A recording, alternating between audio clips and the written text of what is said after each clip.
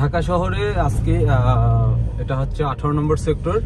18 নম্বর সেক্টরে যাতে আতশবাজি বা যে কোনো ধরনের ফটকা ফোটানো না হয়, এই জন্য আইন শৃঙ্খলা বাহিনী যেমন হচ্ছে পুলিশ, সেনাবাহিনী টহল দিচ্ছে।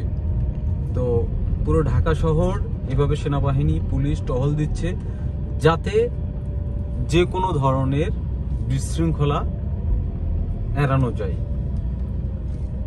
এখন আমি আছি 18 নম্বর সেক্টরে। একটু আগে এখানে সেনাবাহিনী এসেছিল, পুলিশ এসেছিল, এসে পুরো সেক্টরটা ওনারা ঘুরছে যাতে করে এবং সবাইকে ওনারা বুঝিয়েছে যে আপনারা আমাদেরকে সহযোগিতা করুন, যাতে করে আজকের এই রাতটা ভালোভাবে কোনো ধরনের সহিংসতা ছাড়া, কোনো ধরনের ঝুট ঝামেলা ছাড়া রাতটা পার করানো যায়। কারণ